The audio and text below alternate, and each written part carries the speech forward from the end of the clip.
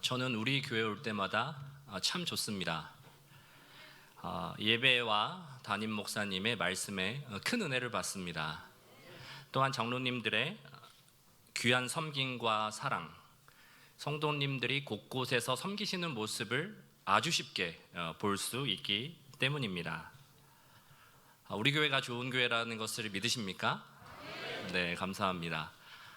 저는 야구 선수 추신수 선수가 있는 텍사스에서 공부를 하고 있습니다. 그곳에서 기독교 교육학 박사 과정에 있습니다.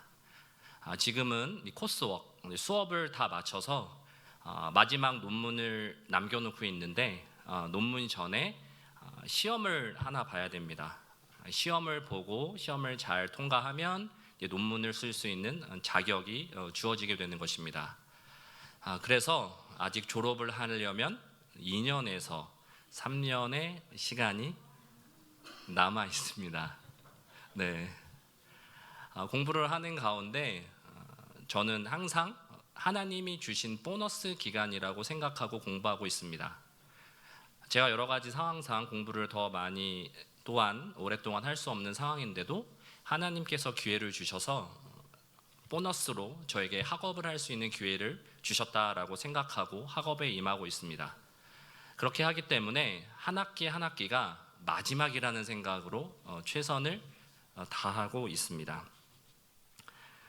저는 이번에 미국 비자를 받기 위해 그리고 아내의 암 정기 검사를 받기 위해 한국에 오게 되었습니다. 지난 2년 동안 여러 가지 일이 있었습니다. 아내가 처음에 직장암 3기 진단을 받게 되고 두 번의 큰 수술을 하게 되었습니다. 두 번의 큰 수술을 한 후에 여러 차례 항암 치료를 하게 되었습니다. 멀게만 느껴지었던 죽음이라는 단어가 굉장히 가깝게 느껴졌습니다. 감사하게도 많은 분들의 기도와 관심 덕분에 지난 12월에 아내와 아이들이 미국으로 오게 되었고 같이 지낼 수 있었습니다. 이 시간 동안 많은 하나님의 은혜가 있었는데 이 부분은 다음에 제가 기회가 될 때 말씀을 나누도록 하겠습니다. 오늘은 목자주일입니다. 많은 분들이 교회의 다음 세대가 위기라고 말합니다. 하지만 저는 위기가 기회라고 믿습니다. 특별히 우리 교회는 교회 곳곳에서 다음 세대를 섬기시는 귀한 목자님들이 있기 때문에 우리 교회는 위기가 아니라 기회를 맞이하고 있다라고 생각하고 있습니다. 우리 교회는 더욱더 기대가 됩니다. 오늘 말씀은 목자주일을 맞이하여 목자로 섬기시는 분들이 꼭 기억하셔야 할 신앙의 기본 원리에 대해서 말씀을 나누고자 합니다. 그런데 오늘 말씀은 목자뿐만이 아니라 교회에서 섬기시는 분들 또한 오늘 예배에 오신 분들에게도 동일하게 적용되는 말씀입니다. 제가 원래 설교 시간에 가능한 떨지 않기로 유명한데 지금은 좀 긴장이 됩니다. 왜 긴장이 되는지 아십니까? 제가 기침을 합니다. 기침을 해가지고 제가 중간중간에 기침을 할 수가 있습니다. 아침에는 좀 괜찮은데 저녁에 기침을 좀 합니다. 그 부분을 이해해 주시기를 바랍니다. 기도하고 말씀을 전하도록 하겠습니다. 하나님 아버지 은혜를 감사합니다. 주께서 은혜를 허락하여 주셔서 오늘 말씀을 전하게 하시고 또한 많은 성도들이 주의 은혜 가운데 예배에 나오게 하시는 주여 감사합니다. 주님께서 함께해 주셔서 오늘 예배 가운데 함께하여 주시고 부족한 주의 종을 통하여 전해지는 그 말씀이 우리 성도들의 마음판에 새겨질 수 있도록 도와주시옵소서. 특별히 저의 성대를 붙잡아 주시옵소서. 감사드리오며 예수님의 이름으로 기도드립니다. 아멘. 우리가 살면서 매번 꽃길을 걷고 싶지만 매번 꽃길을 걷는 것은 아닙니다. 어려운 시간, 고통의 시간을 겪게 됩니다. 그 시간을 겪으면서 우리는 신음합니다. 그리고 넘어져 있기도 합니다. 넘어져서 한동안 주저앉을 수도 있습니다. 그렇게 한참을 주저앉고 있다가 그래도 이러면 안 되지라는 생각으로 다시 일어나려는 마음을 갖게 됩니다. 다시 일어나려는 그 마음을 가질 때 불현듯 우리에게 스치는 생각들이 있습니다. 그것이 무엇이냐면, 왜 나는 되는 일이 없을까? 다른 사람들은 아무렇지도 않게 아주 평탄하게 살아가는 것 같은데 왜 나에게는 이런 일이 생기는 걸까? 그리고 다른 사람에게 주어지는 그 좋은 기회들이, 좋은 찬스들이 왜 나에게는 오지 않는 것인가? 라는 생각 때문에 왠지 서글퍼지고 또한 온 몸과 온 마음이 움츠려 들기까지도 합니다. 우리가 이와 같은 생각이 들 때 우리는 어떻게 하면 좋을까요? 이와 같은 생각이 들 때 우리는 어떤 신앙의 고백의 자세를 가져야 될까요? 이 가운데 우리가 기억해야 될 것은 하나님이 오늘도 우리와 함께 하신다는 것입니다. 하나님께서 오늘도 하나님의 섭리의 손길 가운데 우리를 인도하시고 우리와 함께 하신다는 것입니다.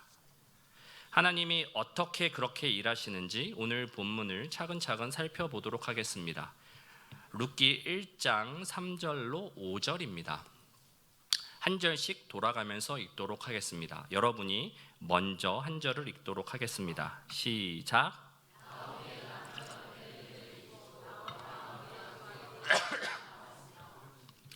그들은 모압 여자 중에서 그들의 아내를 맞이하였는데 하나의 이름은 오르바요, 하나의 이름은 루시더라. 그들이 거기서 거주한 지 10년쯤에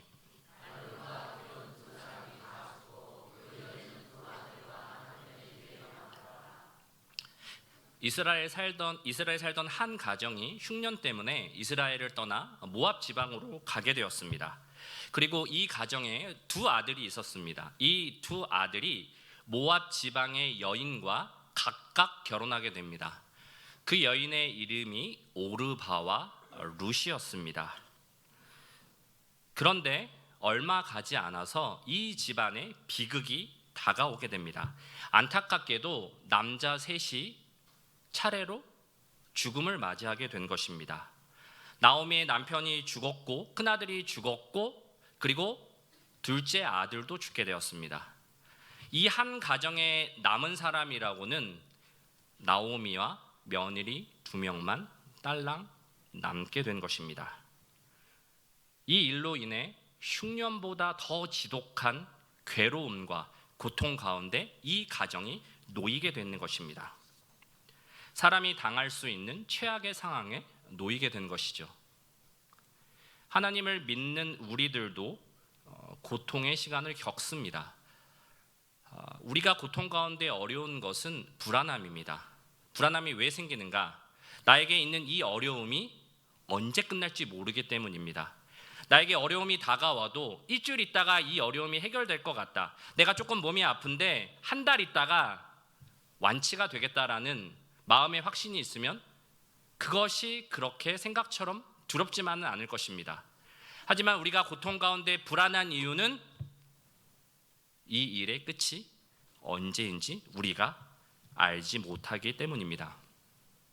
하나님을 믿는 사람으로서 고통이 다가와도 아무렇지도 않은 척 씩 웃으면서 지나가고 싶은 것이 우리의 마음입니다. 하지만 현실은 어떻습니까? 고통이 있으면 아픕니다. 마음이 아프고 몸이 아프고 그리고 속상합니다. 우리가 신앙을 갖는다 하더라도 어려움을 겪는 것은 믿지 않는 자와 같습니다. 신앙에 있어도 교통사고가 나고 몸이 다치기도 하고 암에 걸리기도 합니다. 하지만 사랑하는 성도 여러분, 우리가 겪고 있는 이 처참한 상황 가운데서도 하나님께서 우리와 함께 하신다라는 것입니다. 하나님께서 오늘도 우리를 위해 준비하고 계시고 전능자의 최선으로 우리를 대하고 있다라는 것입니다. 하나님을 믿는 신자라도 고통의 문제가 쉽지 않기 때문에 혼자서는 이 어려움을 쉽게 극복하기 어렵기 때문에 함께 모여 기도하는 것이고 함께 모여서 서로가 서로를 격려하는 것입니다. 주일학교 목자분들은 다음 세대를 위해서 그렇게 하시는 것이고 신앙의 가정에서는 부모님들이 우리의 자녀들에게 그렇게 하는 것입니다. 또한 우리가 사랑방으로 모일 때 그렇게 하시는 것입니다. 사랑방으로 모였을 때 야, 그 집 밥이 참 맛있다. 그 집 참 좋네. 이것도 너무나 유익합니다. 너무나 좋습니다. 하지만 사랑방으로 모일 때 우리가 기억해야 될 것은 서로의 기도 제목을 놓고 기도하고 서로가 서로를 위해 격려하며 서로가 서로를 신앙을 더 생활을 잘할 수 있도록 서로가 서로를 힘을 주어야 하는 것입니다. 그것으로 인해 우리가 해야 될 것은 나의 갈 길을 하나님께 내어 맡기는 것입니다. 기도하는 것입니다. 그리고 그것을 믿는 것입니다. 한 영혼을 살리기 위해 그 믿음으로 전도하는 것이고 전도를 하는 것이 아니라 뭐라로 그치는 것이 아니라 예수 그리스도의 말씀대로 너희는 가서 모든 족속으로 제자를 삼아야 되는 것입니다. 전도로서 끝나는 것이 아니라 전도가 출발점이 되어야 되고 한 영혼을 구원하는 것으로 인해서 예수 그리스도를 닮는 제자로 우리가 세워나가기까지 해야 되는 것입니다. 그런데 이 일이 왜 생각처럼 잘 되지 않을까요? 우선은 잘 까먹기 때문입니다. 이런 이야기들 많이 하시죠. 내가 작년에 안 그랬는데 이번 연도 되니까 뒤돌아서면 깜빡깜빡하네. 이런 얘기들을 많이 하시죠. 그래서 자주 까먹기 때문에 예배를 통해 은혜를 받고 가슴이 뛰고 눈물도 찔끔 납니다. 그런데 교회 문을 나가는 뒷문으로 나가기만 하면 잊어버리게 됩니다. 왜 그렇습니까? 잘 까먹기 때문입니다. 잘 까먹기 때문에 무엇을 해야 됩니까? 까먹지 않도록 노력해야죠. 말씀의 은혜가 있어도 화요일쯤 되면 까먹으니까 교회 주중에 있는 새벽 예배나 수요 예배, 금요 예배 나와서 하나님께 예배를 드리는 직원입니다. 예배를 통해 하나님이 부어주시는 은혜를 누리고 그 은혜를 마음속에 간직하며 유지하는 것입니다. 또한 우리가 이 일이 잘 안 되는 이유는 마음을 쉽게 열지 않기 때문입니다. 하나님이 주시는 은혜가 있어도 우리는 자체 필터링 제도가 있습니다. 그 자체적으로 이렇게 방어망을 딱 치는 거죠. 은혜가 막 이렇게 오는데 스스로 딱 방어망을 딱 쳐서 그 은혜가 못 들어오게 막아버립니다. 생각이 많고 여러 가지 경우의 수를 따지게 됩니다. 믿음대로 하면 안 될 것 같고 믿음대로 하면 왠지 손해볼 것 같기 때문입니다. 하지만 사랑하는 성도 여러분, 우리가 이 가운데 기억할 것은 하나님이 우리 가운데 함께 하신다는 것입니다. 우리가 이렇게 갈등하고 고민하는 그 모습까지도 하나님께서 알고 계십니다. 우리가 기억해야 될 것은 무엇이냐면 이 가운데서도 하나님은 언제나 의로우시며 선하시며 나를 사랑하신다는 것입니다. 내가 은혜에 대해서 은혜를 받아도 자꾸 까먹고 내 자체적으로 방어망을 친다 할지라도 하나님은 우리를 기다리십니다.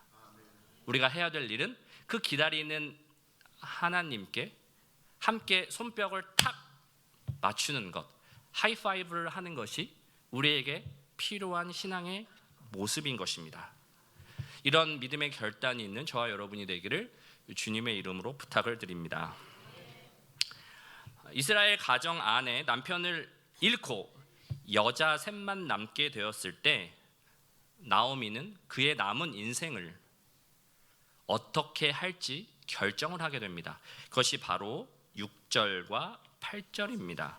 6절과 8절 한 절씩 교독하며 읽도록 하겠습니다. 6절 여러분이 읽습니다. 시작.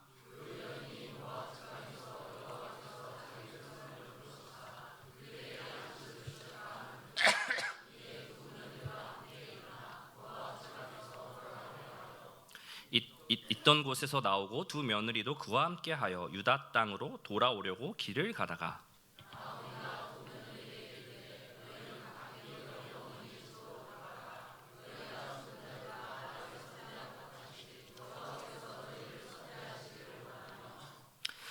나오미는 자기의 남은 인생을 자기가 살던 곳 이스라엘로 돌아가 살기로 결심을 합니다.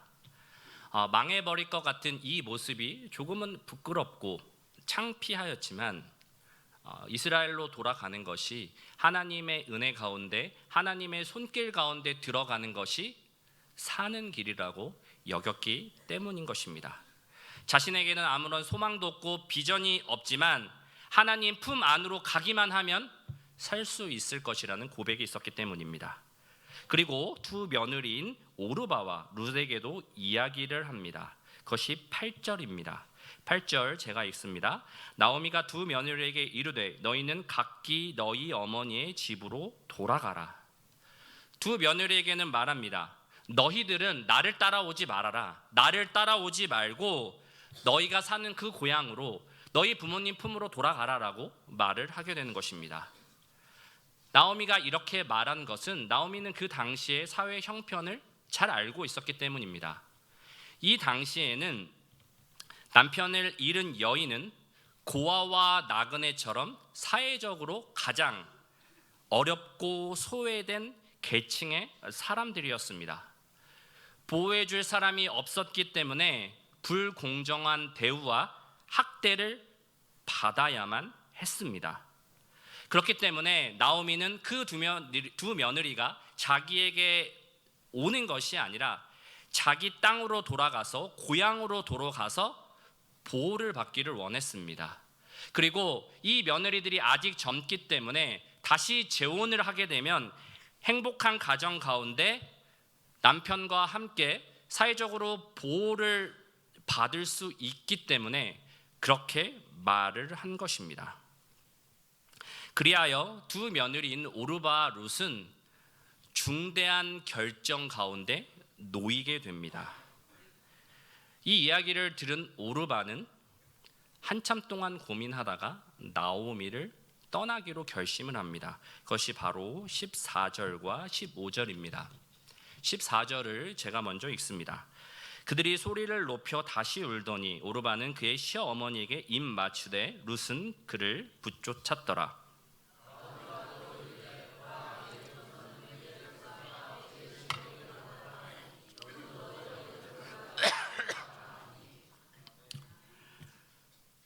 오르바가 나오미를 떠난 것은 단순히 늙고 힘없는 어머니를 떠난 문제만은 아니었습니다. 그것을 어떻게 알 수 있냐면 15절 하반절을 보면 그의 백성과 그의 신들에게로 돌아가나니라고 되어 있습니다. 오르바가 간 것은 자기의 조상, 자기의 민족이 섬기는 신들에게 돌아갔다라고 말하고 있습니다.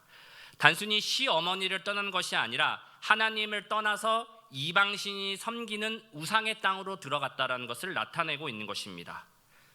오르바가 돌아간 후에 나오미는 룻에게도 너의 고향으로 돌아가라고 이야기를 합니다. 그러나 룻은 끝까지 시어머니를 따라갈 것이라고 결심을 합니다. 그 이유가 16절입니다. 16절 여러분이 읽습니다. 시작.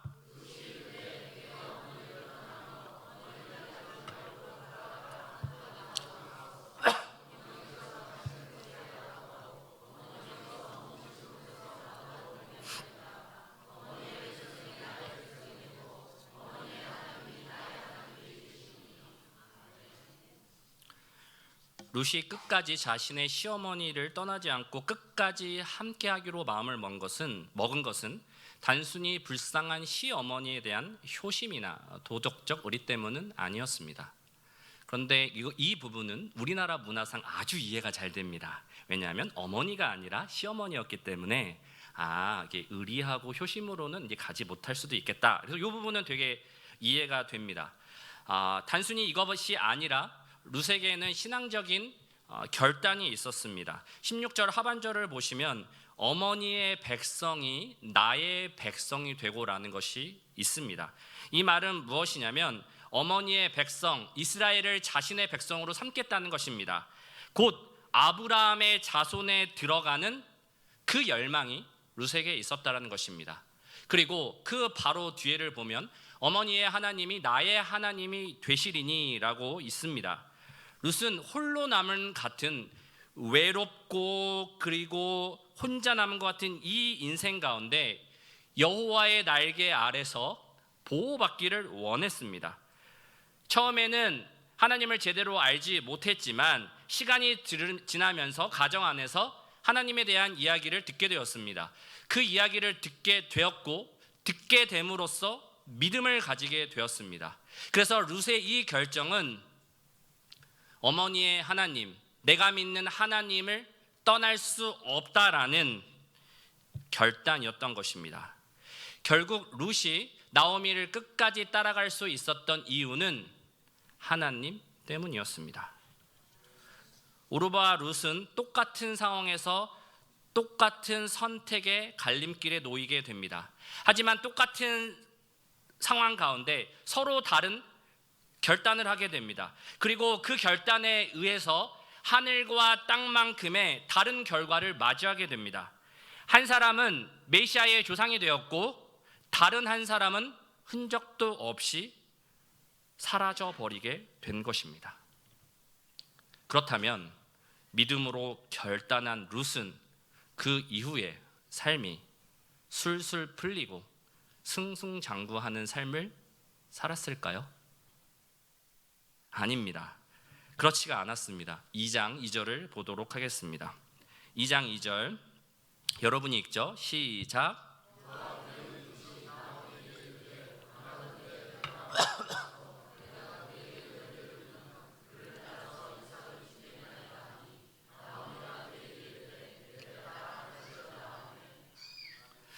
이 본문을 좀 유심히 보실 필요가 있습니다.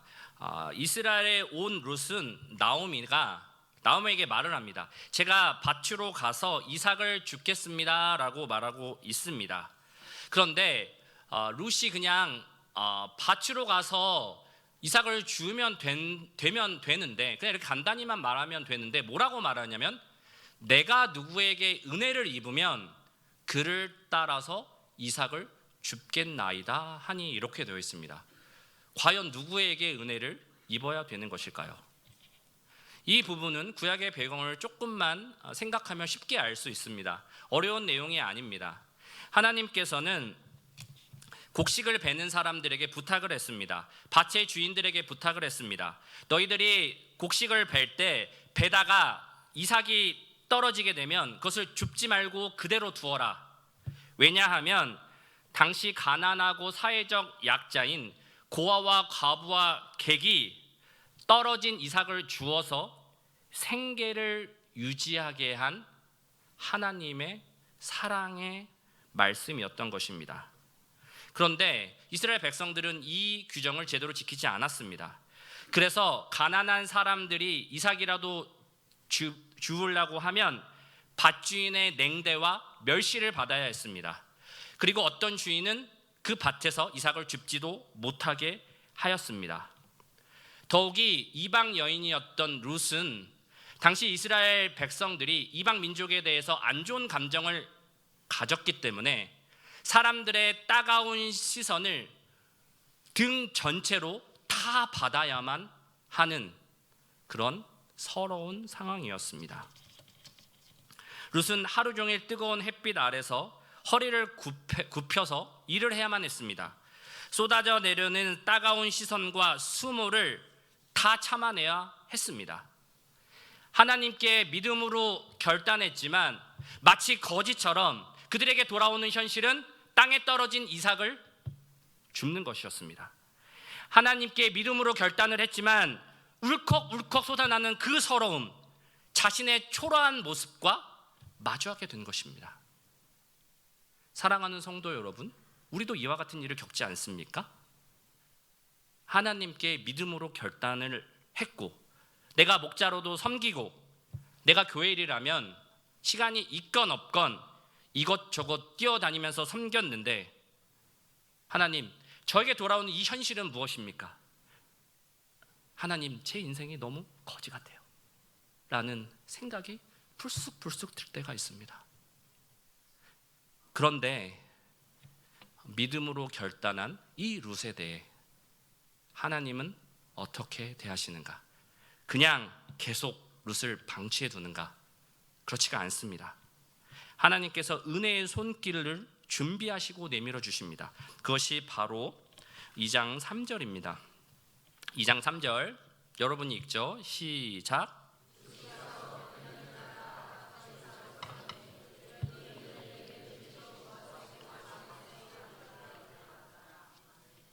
우리가 봐야 될 단어가 무엇이냐면 우연히입니다.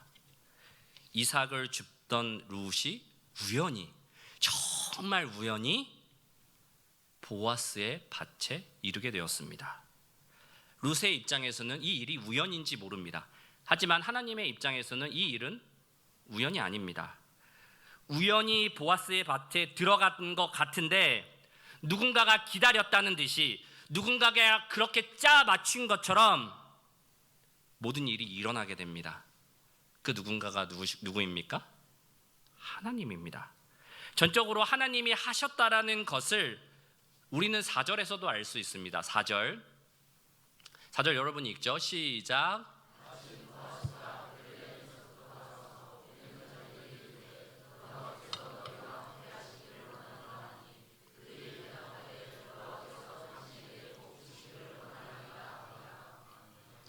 이 장 4절의 첫 시작이 마침입니다. 마침. 먹을 끼니를 걱정하며 아침부터 오후까지 이삭을 줍다 보니 우연히 보아스의 밭에 이르게 되었고, 우연히 보아스의 밭에 이르렀더니 마침 보아스가 그 밭을 지나가고 있었습니다. 그리고 마침 보아스가 룻을 만나게 된 것입니다. 본문에서 우연히 그리고 마침이라는 말을 통해 하나님께서 드러내고자 하시는 것은 명확합니다. 이 일이 우연이 아니라는 것입니다. 하나님의 섭리의 손길이고 은혜였다라는 것을 본문에서 명확하게 나타내고 있는 것입니다. 하나님이 모든 것을 준비해 두시고 만들어 두신 후에 룻이 그 앞에 걸어오기만을 기다리는 모습, 하나님의 신실하신 인도하심의 모습인 것입니다. 룻과 보아스의 처지는 완전히 상반된 처지였습니다. 같이 만날 수도 없고 어울릴 수도 없는 처지였습니다. 하지만 이 둘이 자연스럽게 만날 수 있게 되는 그 상황과 전개를 통해 우리가 알 수 있는 것은 내가 너와 함께 한다라는 것입니다. 하나님 편에 서기로 결심을 한 룻에게 하나님께서 보아스를 만나게 하시고 결혼을 하게 하시는 선물을 하나님께서 주시는 것입니다. 이 이방 여자에게 베푸신 하나님의 은혜는 놀라운 것이었습니다. 룻은 보아스와 결혼을 통해 다윗의 계보로 이어질 뿐만이 아니라 이 계보가 예수 그리스도의 애까지 이어지는 놀라운 은혜로 이어지게 되는 것입니다. 사랑하는 성도 여러분, 하나님께서 온 천지 만물을 만드시고 그리고 이 우주 만물을 다스리고 계십니다. 그리고 우리를 얼마나 사랑하셨는지 그 독생자 아들을 우리를 살리시기 위해, 우리를 구원하시기 위해 십자가에 못 박히기까지 하셨습니다. 그 주님의 사랑이 오늘도 우리에게 임하고 있는 것입니다. 그 하나님의 사랑이 우리에게 임하고 있고 주권적으로 우리의 상황을 다 이끌어가고 계시기 때문에 우리가 해야 될 일은 그 하나님을 믿는 것입니다. 우리의 결단은 머리로 하는 것이 아닙니다. 그리고 비장한 결심으로 하는 것이 아닙니다. 우리의 결단은 오늘 우리에게 주어진 이 현실을 하나님이 오늘도 나를 위해 일하고 계시고 나와 함께 한다라는 그 믿음을 굳건히 붙잡고 오늘 우리에게 주어진 하루하루를 살아가는 것입니다. 우리에게 일어나는 그 어려운 현실 가운데 냉철하게 분석하고 순차적으로 일을 계획하고 그것이 어쩌면 필요한 일일지도 모릅니다. 하지만 어느 순간 우리는 분석하고 그리고 생각하고 경우의 수를 따지는 이 일에 너무나도 초점을 맞춥니다. 그리고 어느샌가 하나님을 믿는 신자지만 하나님이 서셔야 될 자리가 사라져 버리게 됩니다. 하나님이 물론 서실 수 있지만 우리가 하나님께 그 자리를 내어 드리지 않는 것입니다. 오늘 본문 말씀을 본 대로 하나님이 룻에게 함께 하셨습니다. 그리고 그 하나님의 사랑과 은혜가 동일하게 우리에게 임하고 있습니다. 그 은혜 가운데 하나님이 주시는 풍성한 인도하심과 자비를 누리시기를 바랍니다. 그것으로 말미암아 목자로 섬기시고 그리고 하나님의 사람으로 섬기시는 저와 여러분이 되기를 주님의 이름으로 부탁을 드리겠습니다.